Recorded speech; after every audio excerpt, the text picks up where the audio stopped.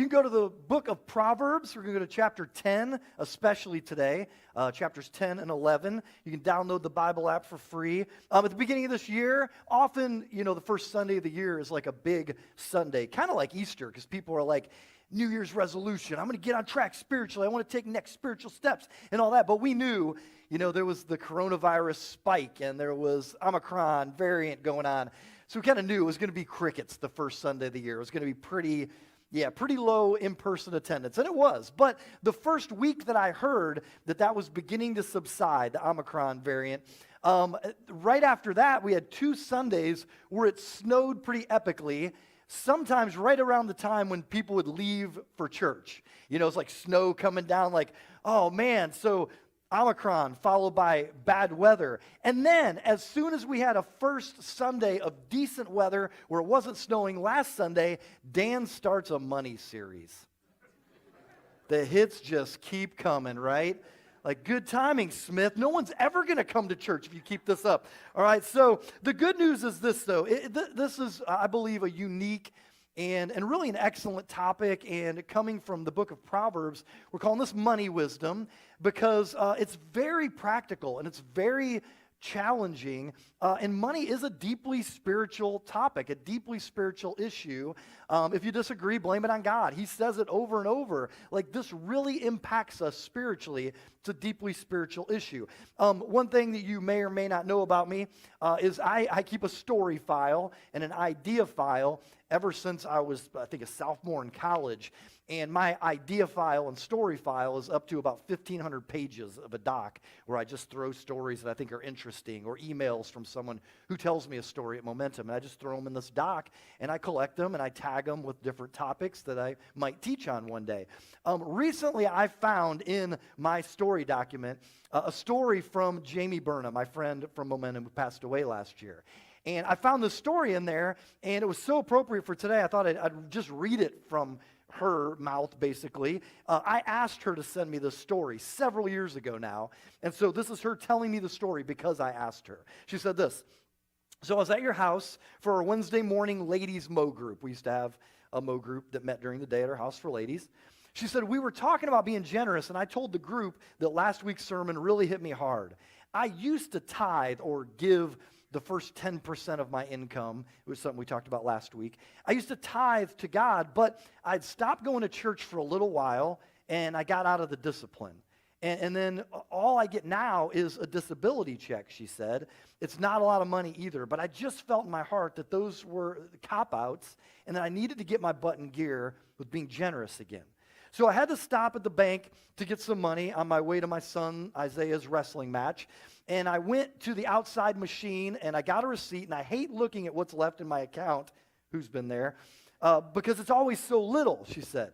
So to my surprise, there was a large amount of money in my account. And I was like, what the heck is going on? There was a mistake here. It's like Monopoly, bank error in your favor. Like, what? And so she said, I went in to the bank, and I told them inside. And first the tellers said to me, well, first of all, thank you for being honest, because most people wouldn't have even said anything.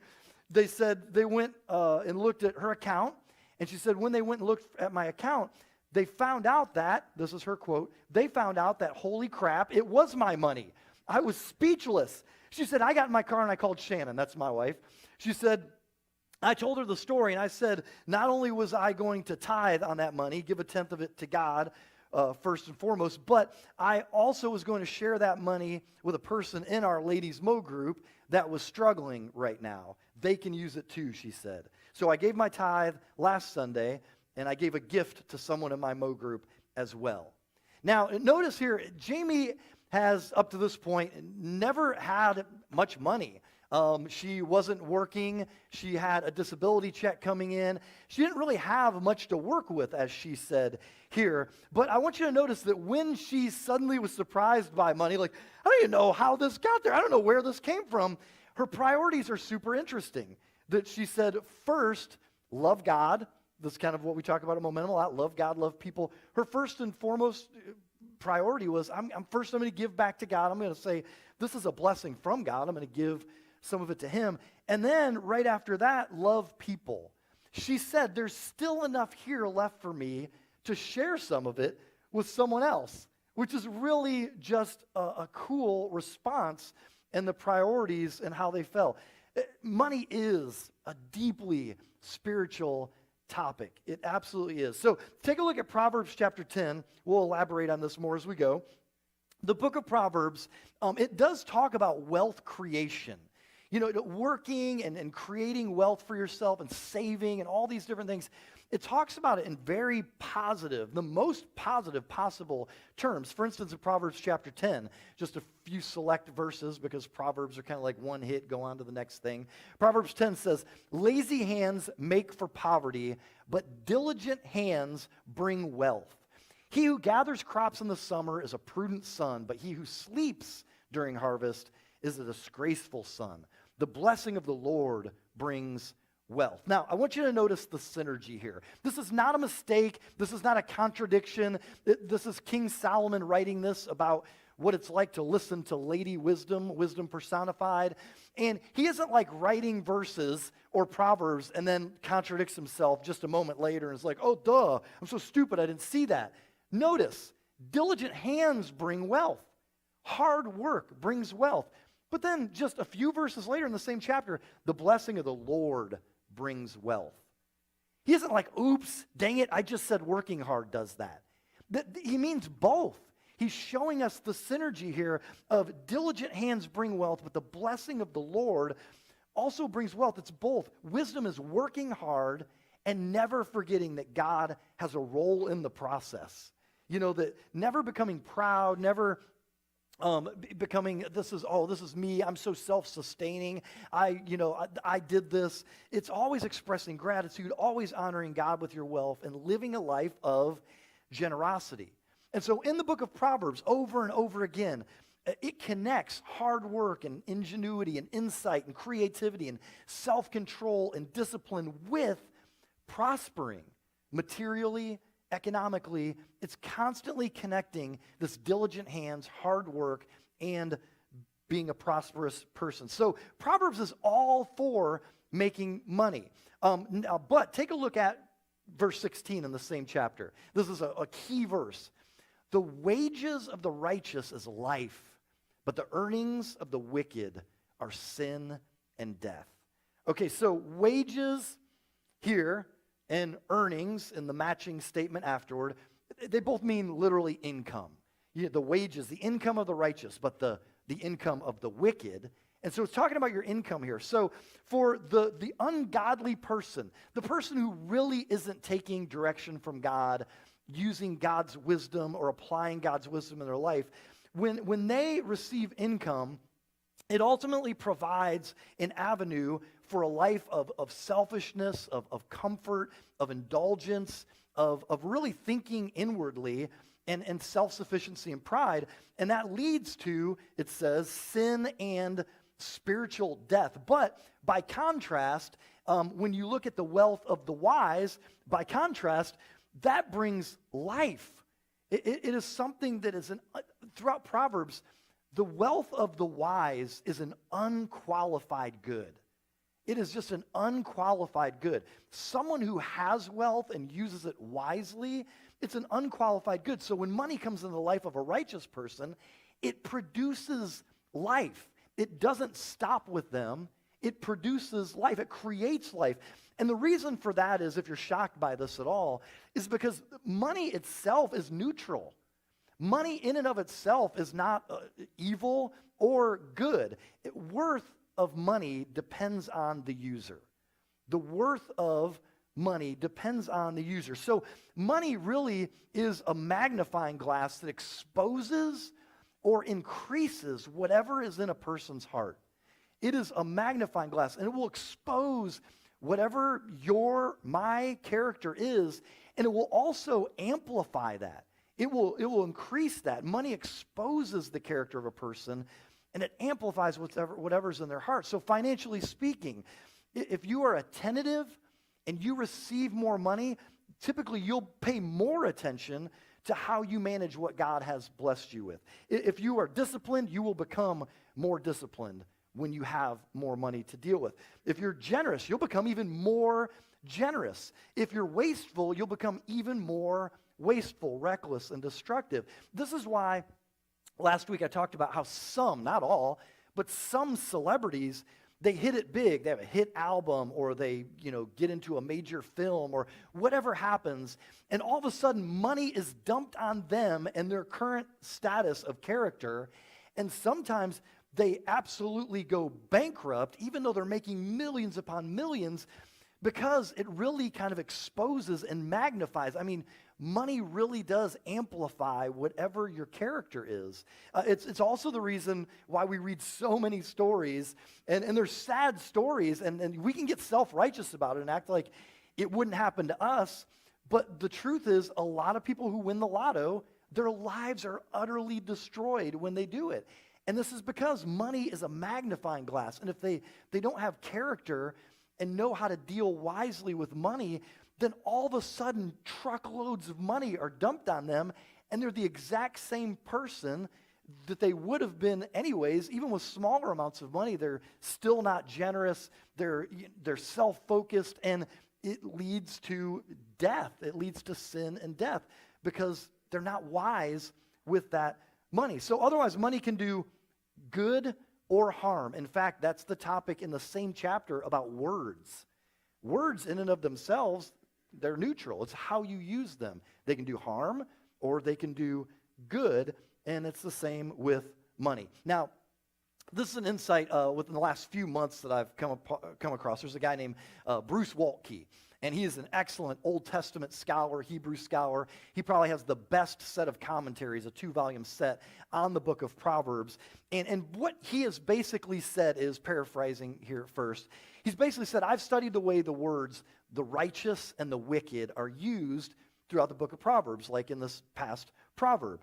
And he says in the book of Proverbs, over and over, this is what those words mean in the book of Proverbs. Now get this, Waltke says, a righteous person looks at the money that he or she makes and feels to some degree like this money belongs to the community, not just to them. Okay, and then the wicked person, Waltke says, looks at the money he or she makes and believes that it belongs to them and only them. That is in relation to money, income, wages, wealth, riches. That is the difference between a righteous person and a wicked person. So let me put it this way. Again, when it comes to money, that in the book of Proverbs, the wicked person is someone who disadvantages the community to build up self, but the righteous person is someone who disadvantages self to build up community. This is what it means by the wages of the righteous is life. They produce life. When their income comes to them, they are a conduit that it flows through, that they produce life. That's not saying, because wisdom also says, yes, be diligent and save, and all, but also they are generous, and they produce life in the lives of others through their generosity, and they build up community, and they bless people in the community by depleting and being willing to deplete themselves and disadvantage themselves. And so Bruce Waltke says, I think this is super interesting.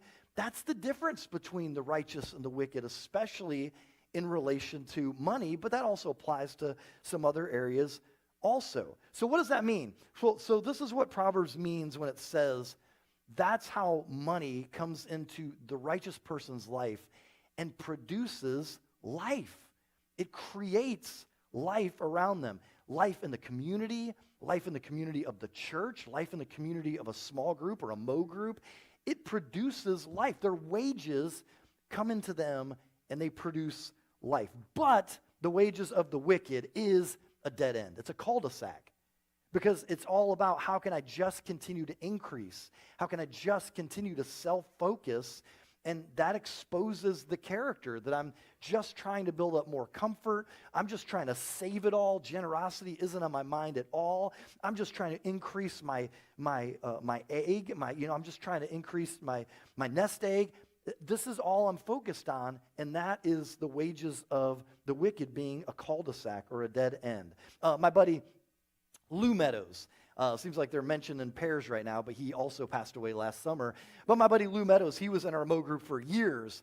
And there were times in our Mo group where we would divide up and we would get into what we called mini Mo's. Like the guys would go off to talk about a topic. And really it's because our group was just so big. We need some way to kind of split up a little bit more because there's too many people here to talk and some are intimidated by larger groups. So the guys would go on to maybe my back deck and we'd talk. Well, at this particular time, it was about 2010, and Lou had been unemployed for a while.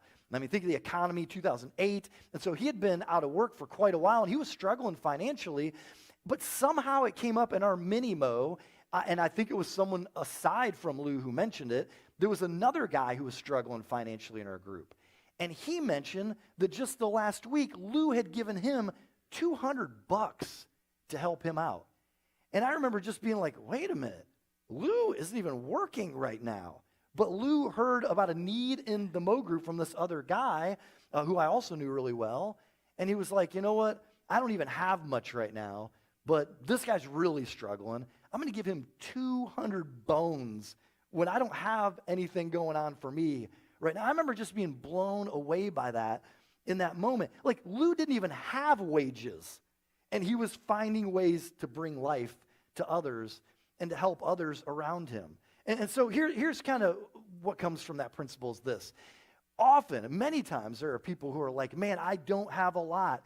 Jamie Byrne at that time. I don't have a lot. Lou Meadows at the time. But you can still even live by this principle and be a righteous person, and that is do for one what you wish you could do for everyone. It's a principle we've tried to teach many times at Momentum, just to say, man, this really exposes, are you willing to be generous? Even when you just have a little or when you're struggling, will you still be willing to do for one what you wish you could do for a whole bunch of people? Like, man, I wish I could do this more and more often, but I can't. So I am going to do it for one when I can. I'm going to do it for one. And I'm still going to find ways to produce life with whatever God is blessing me with. And man, I'm telling you, if you are generous, your story and your legacy will live on and be told and reverberate even after your death, like Jamie and Lou.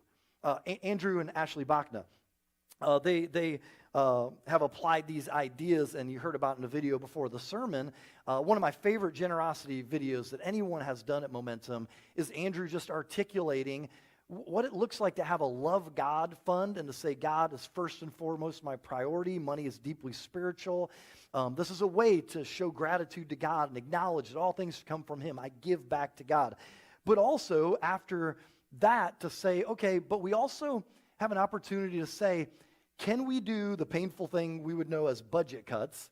To say, can I create enough margin to also set aside some money to love people? Now, the cool thing is that if all you can do is create a Love God fund, there are many ways that we're trying to bless people in the community and with Momentum. So your Love God fund really is a Love God and a Love People fund. But to say, okay, what if I set some money aside or we set some money aside and we create a Love People fund? And I love that he said in that video, over the years, we've enjoyed giving meals to families. Let's love people. And now, especially since the pandemic hit, buying meals from privately owned restaurants where there's this dual benefit of we get to bless a family with a meal, but we also get to bless this mom and pop shop that's in our neighborhood or this privately owned restaurant who is also trying to struggle through the pandemic and stay on their feet. Now, of course, it's totally okay if you're some awesome cook and you like to cook a meal for somebody. That's awesome too. But the idea here is just like, hey, we're thinking about, helping families out, and we like to buy a meal for somebody. So, man, maybe we'll bless a person or a family, and two birds in one stone, bless a restaurant. And man, that is a great example of what Proverbs is talking about how the righteous use their income. I'm trying to find a way at the expense of myself to build up community when I can, to let money and wages flow through my life as a conduit where they don't stop with me as a cul-de-sac, but that I bless others and I build up community because I'm willing to disadvantage myself at times. And so maybe you say, okay, my first priority is I'm going to love God fund, but then to say, maybe we can create a little bit of space, or I can create some space in my budget, and I throw a little bit of money into this Love People fund, and maybe every month there's a need that I take care of for someone that I see around me, or it builds up for a few months until I see a need that I'm like, okay, this is it. It's been 3 or 4 months. It's been, whatever. Now I really know I've got this Love People Fund, and it's set aside that I can take care of this need that I see has popped up around me. And I'm telling you, the way that you see those needs, because often it's like, I just don't see needs. There aren't people around me who are struggling, or I don't hear those stories. Really, the only way to hear those stories is to be in community, to be around people and to know what they're struggling through and what their issues are, so that you can say, there's a need, and I can help take care of that need. When the pandemic hit, I have told this story before. When the pandemic hit, there was a family at Momentum who had a Love God and a Love People Fund, and their Love People Fund was built up to $500 when the pandemic hit. And people were losing jobs or losing shifts or losing hours at work, and so people were struggling. And so this family, what they did was when everything shut down and people started losing their income and wages, they ordered food from Cocabella Grill, which is where Tom Berna and Jamie Berna, my friend who I mentioned earlier, it's a restaurant that they started. Actually, it's on the same road as the church building, just in Northfield. And so Cocabella Grill, they would order meals from Cocabella Grill to help them through the pandemic, and they would give those meals to the families at Momentum and around them that they knew were struggling because they were out of work or even perhaps sick at the time. And so Tom was cooking like a madman, and struggling Momentum families were eating awesome Italian food and bricks of lasagna, and it was pretty good stuff, all right? Another proverb, go on to, I can't promise it's the last one, but one person gives freely. This is a really good proverb. Next chapter, Proverbs 11. One person gives freely, yet gains even more.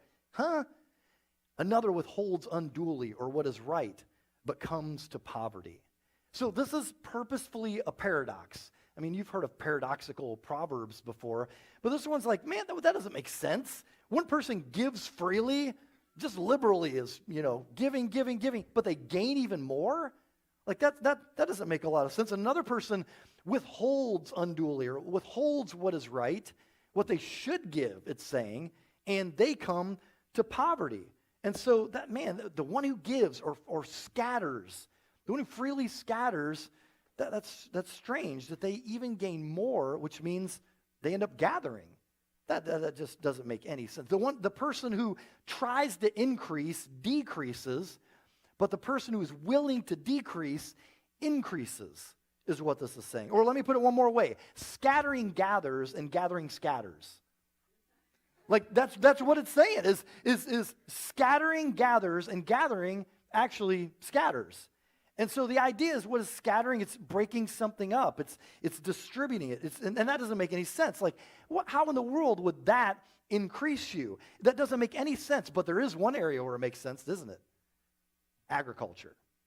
If you have grain and you say, I got some grain, but I just don't have enough to scatter. I just don't have enough to put out there. Then you will starve, right?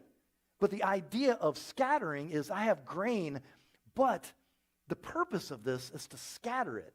And when I scatter, that's the only way, that's the only possible chance I have of actually then gathering, is you see it as seed, you understand that it's grain, and you say, I'm going to put it out there. But the moment you say, I can't spare any seed, I need this, I need to consume this, then suddenly you won't be gathering, right?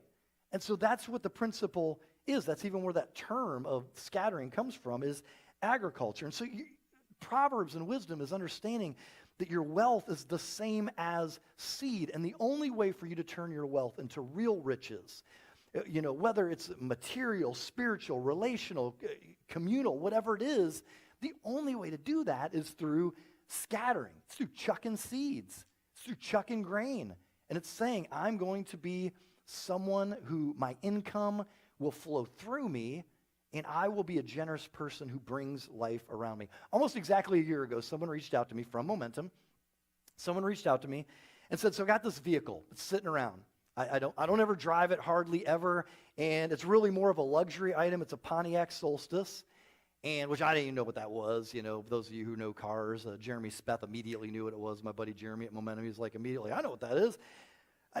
This guy said, it only has 20,000 miles on it. Honestly, I don't really care about it that much. And if I sold it, it could probably bring in $10K, give or take. And so this person basically said, could I sell that car and give the money to Momentum and leave it to the elders to decide how to scatter that money? Who is in need, especially priority to people struggling because of coronavirus in any way, whether health or income or whatever. I'll let the elders decide. They can decide who needs this. What are the stories that are popping up? And it would just be distributed to those people impacted by COVID. Would you be willing to partner with me in that way? And ask Momentum. They said the only condition is that it needs to be completely anonymous. I just don't want anybody to know who it was. And so I thought about this, and when I reread it, I was like, well, again, Pontiac Solstice. I don't know anything about cars. I'm usually driving a K car, or whatever, 1988 K car with vanilla aroma, hanging from it or whatever. And so, that's for stinky guys that need deodorized. So I look up Pontiac Solstice, and I was like, oh my gosh, that's Jazz from Transformers. This dude wants to sell his Autobot, man. Like, that's sweet. Like, in the comics, it was a Porsche, but in the cinematic universe of Transformers, it was a Pontiac Solstice. I was like, oh man, it's Jazz. He's like good buddies with Optimus Prime. He's an Autobot, man. Like, I understand if you want to get a Decepticon out of your driveway, but this is an Autobot. It's like, okay, but anyways, this person ended up selling their car, and it brought in $12,500, and all of it they gave to Momentum to be distributed to people who were struggling last year. And the good news is that Momentum's elders now have a luxury vehicle. We bought the car back. No, I'm just playing. I'm just joking. See us rolling along, going to Waffle House. But no, Momentum was able to bless 14 families, 10 of which were within Momentum, 4 of which, what I think is equally exciting, were out in the community with pretty much no connection to Momentum at all. And the last chunk of that money is being given away this week. And so what a cool picture. Afterward, the person who sold their car. I mean, think about this again. It's not just a car. Now picture the car being $12,500. Are you hearing me? 12,500 bones. And saying, I really would like to give this away. I really like to see this scattered. And so that person said, nothing makes me happier than knowing that people were struggling, got some relief, and I enjoy knowing that way more than I ever enjoy driving that car. And they said, I'm going to scatter.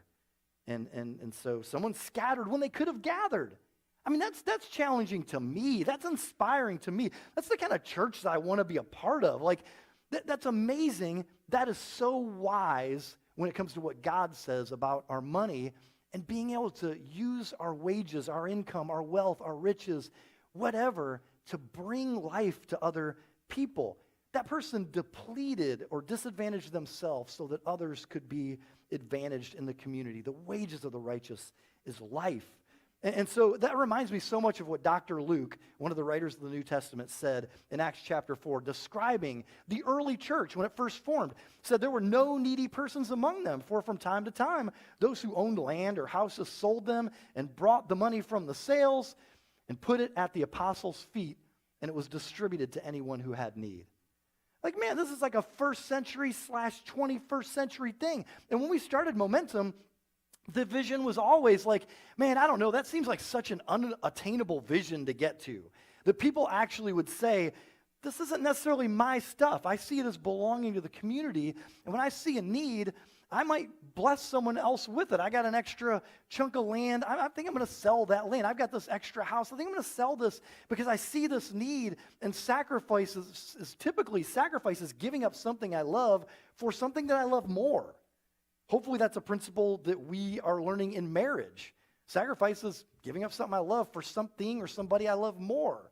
I love this, but I love this person more. And it's the same thing in the church community of love. And I've always thought, man, that seems like such an unattainable vision, but we're going to try to aim for it. We're going to try to vision cast for it. We're going to try to be examples of it. And there's so many times that over the years of Momentum, I've been like, I can't believe this is happening. This is really, really cool. People are applying God's wisdom to their money, and they're bringing life into the community, the church community, small group community, the community around them. And it's amazing. I think of all the ways that that's continued to happen. And I see ways that it happens where I'm so proud.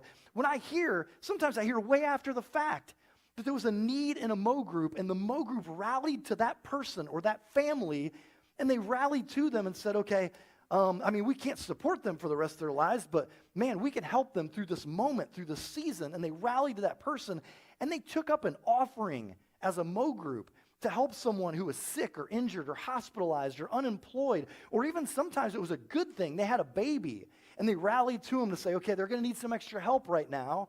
And it reminds me so much. It's a first century / 21st century thing that we see in the book of Acts chapter 4, and we see it at Momentum. And it's so cool to be a part of a community like that. There's times where I see things like Momentum people opening their homes when we have a student intern come from a Christian college who wants to learn ministry, and they come do their required internship at Momentum for, say, 6 months. We'll have people who open up their home and give a bedroom and let some stranger, sometimes a preacher, who lets a preacher live in their home, come stay in their place, and they provide meals for them, and they take care of them because they're scattering. It's just a beautiful picture. And then other times for stuff outside of Momentum, there are so many people at Momentum who sponsor Compassion International children in Ecuador or Africa or Nicaragua. It's just a beautiful, beautiful thing. There are people who bring supplies to church whenever we do a drive for refugees or for foster families or adoptive families or local food pantries. And it's just this beautiful picture of scattering and bringing life to the community. Starting on February 24th, Katie Thomas, Momentum's Katie Thomas, is going to be leading Financial Peace University, FPU. It's a 9-week thing, and you can find more information at momentumchurch.com, details, cost, all that kind of stuff. But FPU basically teaches you, finances, as far as God's wisdom for it, it begins and always includes generosity. Don't become so self-focused or, I'm up to my eyeballs in debt. I can't be generous. No, you're going to get out of debt quickly, as fast as a gazelle running from a cheetah with that kind of intensity. But you're also going to learn from the beginning to be generous. And at the end, once you have finally gotten to the point where you're wisely saving and being generous, that the point of the end of it all is when you're at your most secure place financially and everything is going really, really well, to be outrageously generous when you get to that point. Like, that's the goal, is do this so that you can be outrageously generous, but you've already been practicing the character of generosity for when the magnifying glass is really put on you, because now maybe you have more income or more wealth or a bigger nest egg. And so many times I've heard Nate Thomas, which is Katie's husband, who loves finances, works with finances, very wise with finances in a godly sense. I've heard him say on more than one occasion, man, generosity is so fun.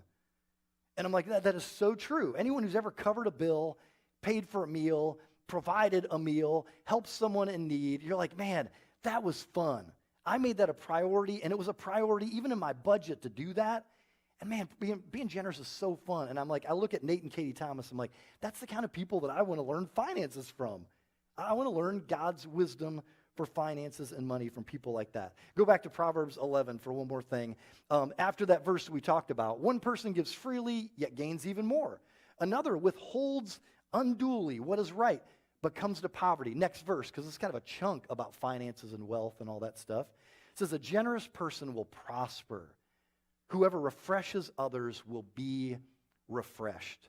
And I love, because what this is really saying is a generous person, a soul of blessing. Well, don't you want to be a soul of blessing? A generous person, a soul of blessing will prosper. What that means literally in the Hebrew is will be fattened. You will be fattened, okay? Like, if you are generous, don't think that you're just going to get lean or, it's getting so lean, I'm giving away. God's like, nope, I will fatten you because you are being generous. And then whoever refreshes means whoever helps those who are thirsty will be refreshed. It means you will be soaked. If you help those who are thirsty, you will be soaked by God and his blessings. Now, one thing I think is important to mention is the Bible's view, including the book of Proverbs, the Bible's view of money, as much as you might want to try, because I think this is one of our gods with little g's in culture. As much as might want to try, money doesn't fit into any current worldly, conventional, economic way of thinking. And what I mean by that is you will find Proverbs, as you read through the book of Proverbs, that support the conservative political view of poverty and prosperity. Like, what's the cause of poverty or prosperity? It's about hard work. It's about initiative. It's about taking responsibility. And you will find, as you read through Proverbs, Proverbs that support the liberal political view of poverty, which is it's about injustice. It's about oppression. And so you read through, and you're like, depending on what you want to find, the truth is in Proverbs, you'll find it. But you'll also find the other thing. You'll be like, I preach out of the NIV, New International Version. You're like, reading now the NIV. Now I'm looking, man, oh, good. This is not the NIV version. This is the GOP version, you know. And you'll be like, that supports my political view. And then other times you'll be like, oh, no, this very much supports the liberal view of. And so you'll see that. And so which is it? Since both of those are in Proverbs, and we see those as complete enemies to one another, like, which is it when it comes to dealing with money and finances? Well, the book of Proverbs embraces both.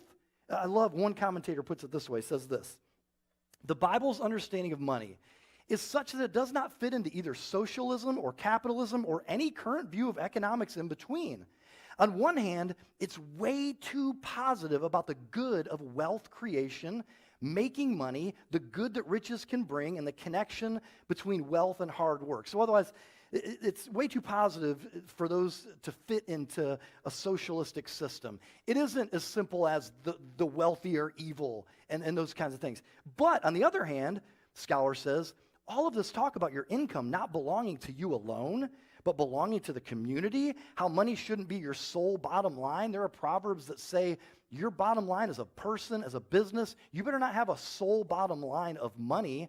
You better have multiple bottom lines, and they should include people around you and building up the community, advantaging the community. Also, the ways in which money blinds you and makes you proud, how money leads to oppression and exploitation. That does not fit into the capitalistic theory either. It's both. And so the more you read Scripture, the more you're going to be like, wow, Scripture's view on this issue is awful liberal. Wow, Scripture's view on this is awful conservative. Or maybe it's God's view of that issue, and it doesn't fit perfectly into either one of those. And I know that angers people, but with money, it's kind of a more positive message. It's both. So I get to please everyone today. Usually it's like, I can't believe, Dan's such a liberal, I'm leaving. That's happened. Dan's so conservative, I'm leaving. Okay, well you can, but here's the deal. God's not up in heaven waving either animal on a flag, okay? He's not. He's saying, listen to me and to my wisdom, and it's both in this case when it comes to money. You know, whenever Christians talk about generosity, eventually it ultimately comes to the ultimate giver, which is Jesus. And when we look at the book of Proverbs, you know, we see that the righteous are those who deplete themselves. They sacrifice themselves for the community, the sake of the community. And man, that is exactly what Jesus did. I mean, when you think about the story of Jesus or the good news of Jesus, the gospel, he became poor for our sake, for the sake of the world, for the sake of community. He died to advantage us spiritually. And in 2 Corinthians 8 and 9, there's a Christian named Paul who's talking to the Christians in a Greek city called Corinth. And he's telling them, man, I want so badly for you to excel in generosity, the way you're excelling in so many spiritual areas, but I want you to excel in the area of generosity. And then he vividly and unforgettably says this. He says, for you know that the grace of our Lord Jesus Christ, that though he was rich, yet for your sake he became poor. He left the riches of heaven, the glory of heaven, came to earth as a finite human, as a servant even, so that you through his poverty might become rich by dying on the cross for us. And so Jesus, at infinite cost to himself, gave up heaven and earth. He took on the nature of a servant, Philippians 2 says, and he paid for our sin with his life for the world, for the community. He was scattered. His body was broken. His blood was shed. And he died to advantage us spiritually so that we could receive the spiritual blessings of forgiveness and new life and to be adopted into God's family as an adopted child of God, therefore being co-heirs with Christ to receive an inheritance of heaven and earth equally to Jesus, the Son of God. And these are the blessings that he came, disadvantaging himself so that we could be put basically in the will. We could be added to the family like he was. And so the cross is the ultimate example of scattering to gather. And with that in mind, in the next chapter, Paul says this. He says, remember this, whoever sows sparingly, he's borrowing the Old Testament wisdom here. He's borrowing the Proverbs. He's saying, whoever scatters, gathers. He says, whoever sows sparingly will also reap sparingly. Yep, whoever gathers, it ends up scattering. They will lose it. And whoever sows generously will also reap generously. So whoever scatters, gathers, and whoever gathers, scatters. Let's pray.